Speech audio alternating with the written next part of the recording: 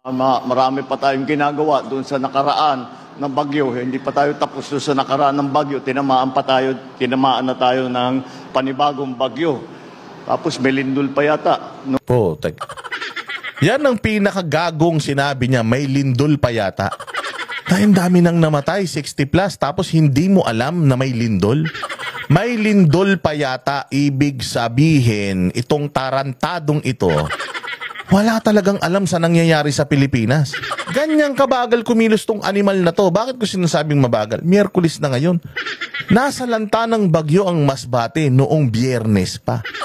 Biyernes, Sabado, Linggo, Lunes, Martes, sa pang-anim na araw. Doon pa lang siya nagpunta rito sa Masbate kung hindi ba namang gago ito. Buti pa ang Diyos sa pangatlong araw bumangon na siya mula sa kamatayan Etong ulol na ito sa pang-anim na araw doon pa lang siya pumunta para makiramay.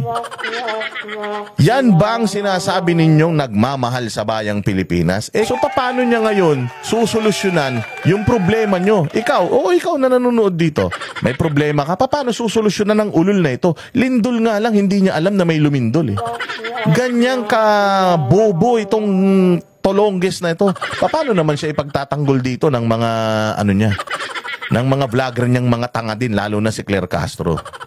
Utang ina, anong klaseng tao ito? Anong klaseng presidente ito binigay mo sa amin, Panginoon? Diyos ko naman. Ay, talagang mapapatanong ka talaga sa langit. Diyos ko, ang dami naman tanga sa Pilipinas, ba't ito pa binigay mo sa amin? Nung maliit pa sana to, kinuha mo na para hindi na nakapamirwisyo sa bayang Pilipinas tong hinayupak na ito. Project sa Pilipinas. Yung presidente natin, substandard din yung utak Itong utak ni Bongbong, sa tanda niya na yan, kumikinang pa. Hindi nagagamit. Maniwala kayo, low mileage.